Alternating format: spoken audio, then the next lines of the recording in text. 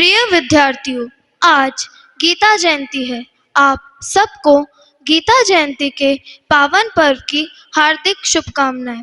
जैसा कि आपको विदित है कि गीता का पावन उपदेश योगीराज श्री कृष्ण भगवान ने कुरुक्षेत्र के मैदान में अर्जुन को दिया था। प्रिय महानुभाव, जब जब असुर दैत्य राक्षसों का साम्राज्य बढ़ने लगता है तो धर्म की हानि होती है। अधर्म चारों तरफ फैलने लगता है। द्वापर युग में धर्म की स्थापना के लिए, अधर्म का नाश करने के लिए योगेश्वर श्री कृष्ण भगवान का अवतरण हुआ था। आपकी जानकारी के लिए बता दूं कि गत वर्ष गीता के कुछ तथ्यों का यहाँ अभिनय किया गया था। वहाँ से आगे आज देखेंगे।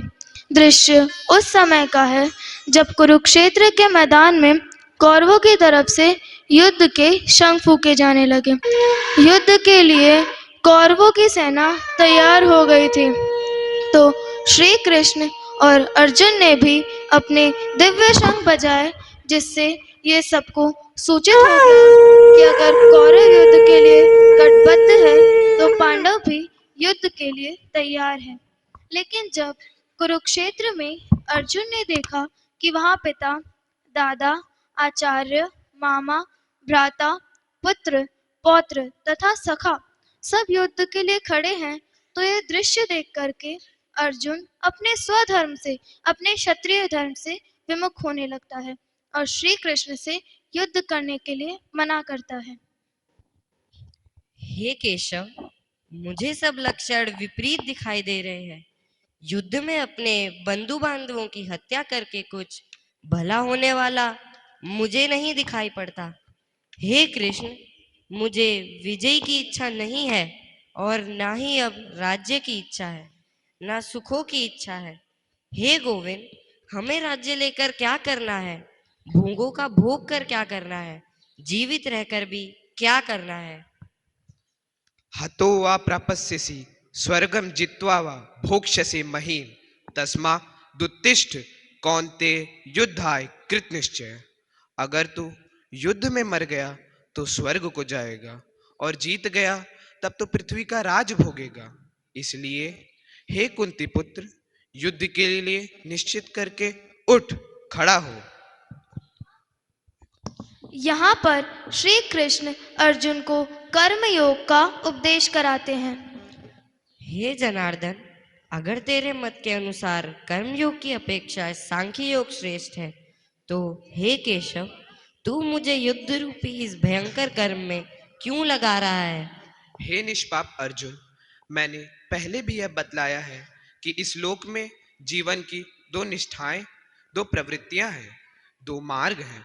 सांख्य दृष्टि से विचार करने वालों के लिए ज्ञान योग तथा योग दृष्टि से विचार करने वालों के लिए कर्म योग। कोई भी मनुष्य क्षण भर भी कुछ न कुछ किए बिना नहीं रह सकता। मनुष्य अपनी प्रकृति से, स्वभाव से पैदा होने वाले गुणों द्वारा विवश बना दिया जाता है और वे उससे कर्म कराया ही करते हैं। अगर कोई समझे कि हठ से, कर्मेंद्रियों को रोक देने मात्र से, उनका संयम करने से वह कर्म से बच जाएगा, तो उसे समझ लेना चाहिए कि अगर उसने कर्मेंद्रियों को काम से रोक दिया है परंतु मन से विषयों का स्मरण करता रहा है, तो वह भूला हुआ है, भ्रम में है, मिथ्याचारी है। उसका आचार मिथ्या है, व्यर्थ है। तेरे लिए जो कर्म नियत है, तेरा जो स्वधर्म है, वह कर्म तू कर। कर्म करना कर्म न करने की अपेक्षा अधिक अच्छा है। बिना कर्म के तो यह शरीर यात्रा भी नहीं चल सकती। हे केशव, मैं यही तो जानना चाहता हूँ, मैं क्या करूँ? मुझे कुछ समझ नहीं आ रहा है।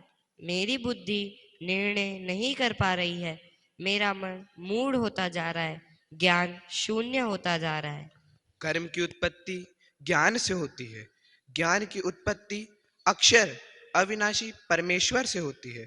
यह अक्षर सर्वव्यापी परमेश्वर सदा यज्ञ में विद्यमान रहता है। हे पार्थ, मेरे लिए तीनों लोकों में कोई भी ऐसा कर्म नहीं है जो करना आवश्यक हो, और न कोई ऐसा पदार्थ है जो प्राप्त होना चाहिए पर मुझे प्राप्त न हो। परंतु फिर भी मैं कर्म में लगा ही रहता हूँ। यदि मैं कर्म करना छोड़ दूं तो ये सब लोक नष्ट हो जाए, मैं संसार में अव्यवस्था फैलाने वाला बन जाऊं और इन लोगों का विनाश कर बैठूं। कर्म में आसक्त अज्ञानी लोगों की बुद्धि में भेद दुविधा उत्पन्न न करें। ज्ञानी व्यक्ति स्वयं कर्म में युक्त हुआ हुआ सब कामों को स्वयं तो ठीक करे ही, परंतु दूसरों को प्रेम पूर्वक प्रेरणा देकर उनसे भी कर्म कराए। सत्व रज तम इन गुणों वाली हमारी संपूर्ण प्रकृति ही कर्म करती है। हमारी प्रकृति के इन गुणों द्वारा किए जाने वाले कर्मों को अहंकार के कारण यह मूढ़ मनुष्य यह समझता है कि मैं अर्थात आत्मा करता हूं, कर्मों को करने वाला हूं। अगर वह यह समझ जाए कि मैं अर्थात आत्मा करता ही नहीं हूं, मेरी प्रकृति ही करता है, तब फल में आसक्ति अपने आप विदा हो जाए। कहते हैं कि इंद्रियां श्रेष्ठ हैं, इंद्रियों की अपेक्षा मन अधिक श्रेष्ठ है, मन की अपेक्षा बुद्धि अधिक श्रेष्ठ है, बुद्धि की अपेक्षा वह आत्मा अधिक श्रेष्ठ है। हे महाबाहु, इस प्रकार आत्मा को बुद्धि से भी श्रेष्ठ जानकर आत्मा से नियंत्रण करके कामना रूप दूसरे शत्रु को मार डाल, उठ खड़ा हो। इस तरह श्री कृष्ण भगवान अर्जुन कर्म योग और सांख्य योग का उपदेश कराते हैं। यहाँ से आगे फिर कभी देखेंगे कि किस तरह से गीता का उपदेश भगवान श्री कृष्ण अर्जुन को देते हैं। अगले वर्ष हम देखेंगे ब्रह्म विद्या की प्राचीन परंपरा का कितने सारगर्भित तरीके से श्री कृष्ण वर्णन करते हैं। आइए प्रस्तुत करते हैं एक मधुर गीत।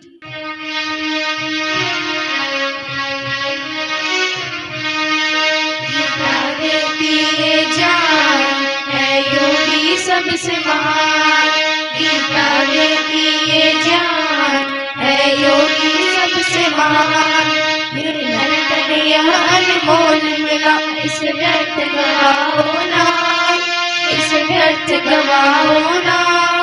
प्रभु कब से तेरी राह देखता, इसे बुलाओ ना, तुम इसे बुलाओ ना। गीता देती ये जान है योगी सबसे महान।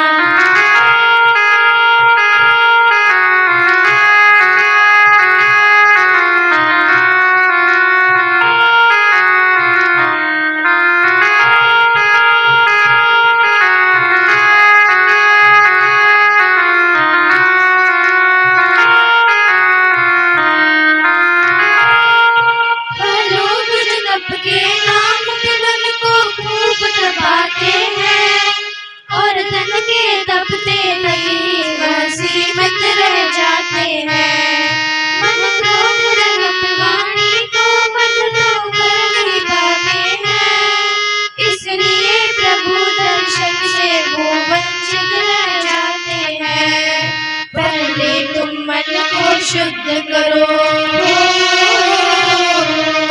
पहले तुम मन को शुद्ध करो, मन को तपाओ हाँ, तन को खूब तपाओ हाँ।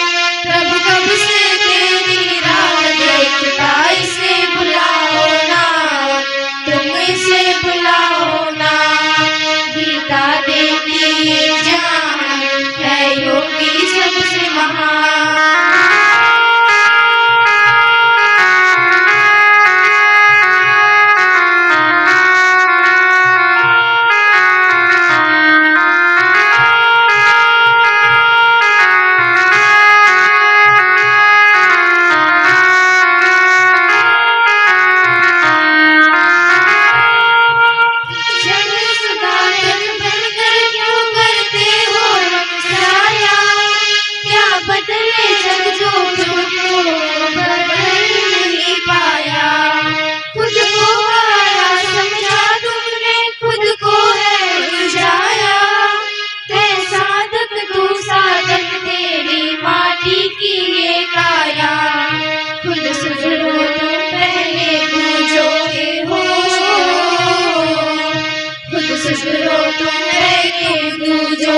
दोष गिनाओ ना, दोष गिनाओ ना। प्रभु कब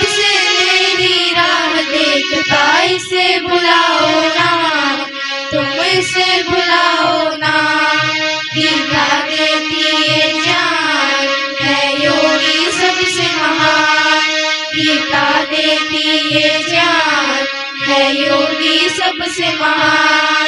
ये नर्तन यह अनमोल मिला, इसे व्यर्थ गवाओ ना, इसे व्यर्थ गवाओ ना। प्रभु कब से तेरी राह देखता, इसे बुलाओ ना, तुम इसे बुलाओ ना।